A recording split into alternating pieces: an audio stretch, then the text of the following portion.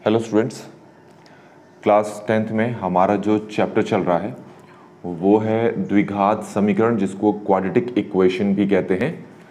तो उसकी जो एक्सरसाइज है 4.1 वो हम स्टार्ट करने वाले हैं इस वीडियो में।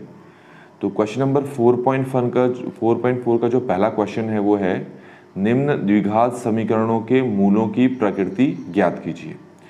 पहले तो आपके पास यहाँ पर तीन द्विघात समीकरण क्वाड्रेटिक इक्वेशन दे रखे हैं।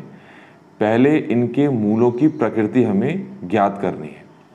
फिर लिखा है यदि मूलों का अस्तित्व हो तो उन्हें ज्ञात कीजिए। तो इस क्वेश्चन को करने के लिए जो तरीका हमारे पास है, जो आपको याद रखना है, वो क्या है? तो ये है क्वेश्चन नंबर 1 का जो फर्स्ट पार्ट है। अब फर्स्ट पार्ट में आपको जो इक्वेशन दे रखी है वो दे रखी है 2x² minus 3x plus 5 equal to 0। तो हमें क्या ज्ञात करना है? हमें यहाँ पर मूलों की प्रकृति ज्ञात करनी है।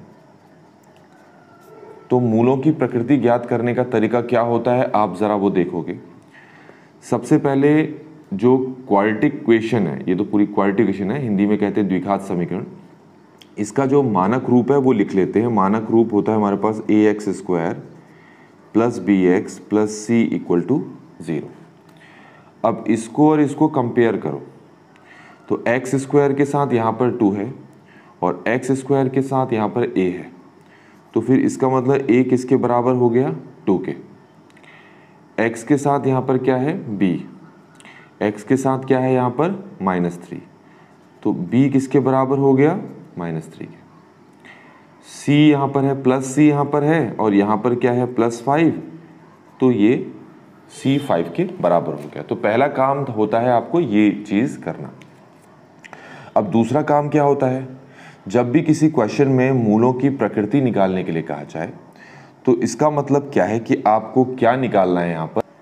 आपको निकालना है यहाँ पर, ये है विविक्त कर, इंग्लिश में कहते हैं इसको डिस्क्रिमिनेंट, और इसका फॉर्मूला होता है d = b² minus 4ac। English में क्या कहते हैं इसको? डिस्क्रिमिनेंट। ठीक। तो जब भी तुम्हें मूलों की प्रकृति निकालने के लिए कहा जाए आप इसको निकालोगे। तो स्टार्ट करते हैं। d की जगह d रख दिया, b की जगह क्या रखूंगा मैं? -3। तो इस b की जगह रख लेते हैं -3, स्क्वायर है तो स्क्वायर डाल दिया, -4। फिर यहाँ पर कौन सा साइन है? मल्टीप्लाई। फिर यह है a की वैल्यू कितनी है? 2, तो a की जगह हमने 2 रख लिया। फिर यहाँ है मल्टीप्लाई। फिर c की जगह क्या रखा? 5। यहाँ तक आ गया होगा समझ में। अब इसको सॉल्व करना है। देखो, माइनस का स्क्वायर तो प्लस हो जाता है और 3 का स्क्वायर का मतलब क्या होता है? पहले आपको ये पता होना चाहिए। ये होता है 3 × 3 जो कि किसके बराबर होता है? 9। तो माइनस का स्क्वायर हो गया प्लस और 3 का स्क्वायर कितना हो गया? 9। माइनस की जगह माइनस डाल दिया। अब इन तीनों को मल्टीप्लाई कर देते हैं। ये हो गया 40, तीनों को मल्टीप्लाई किया तो कितना आया? 40। 9 - 40। अब यहाँ पर इसको माइनस करना है। तो जिनको माइनस करना नहीं आता तो वो ध्यान से देख लो क्या कैसे करना होता है। तो पहले आप नॉर्मली 40 में से 9 माइनस कर दो तो कितना आ गया? 31। दोनों में से बड़ा कौन है? बड़ा है 40। 40 के आगे साइन माइनस है तो यहाँ पर भी साइन क्या लगाओगे? माइनस। तो ये हमने डिस्क्रिमिनेंट निकाल दिया, ये हमने विविक्त कर निकाल दिया। मूलों की प्रकृति का मतलब होता है कि नेचर ऑफ द रूट्स निकालने हैं आपको। क्या निकालना है? नेचर ऑफ रूट्स इंग्लिश में। तो जैसे ही आपके पास d आ जाता है फाइनली, तो इसको देखकर आप क्या चीज़ पता लगाते हैं? तो इसको देख के क्या पता लगाते हैं कि अगर आपके पास जो d है वो नेगेटिव आ जाए, ऋणात्मक आ जाए, तो d नेगेटिव आएगा तो हम बोलेंगे जो मूल हैं वो वास्तविक नहीं है। मूल वास्तविक नहीं है। इंग्लिश में बोल देंगे नो रियल रूट्स, जो कि यहाँ पर नेगेटिव ही आ गया। तो इसका मतलब है कि हमारे पास जो द्विघात समीकरण है, ये जो क्वाड्रेटिक इक्वेशन है, इसके मूल जो है वास्तविक नहीं है। तो वास्तविक मूल नहीं होने का मतलब क्या है? नो रियल रूट्स का मतलब क्या है, तुम आगे सॉल्व ही नहीं कर सकते और इसके मूल निकाल भी नहीं सकते हैं। तो ये क्वेश्चन यहीं पर खत्म हो जाता है। बस ये जो हमने पहले क्वेश्चन नंबर 1 का पहला पार्ट किया ये यहीं खत्म हो चुका है। लेकिन मैं और भी चीज़ इसी में समझा देता हूँ।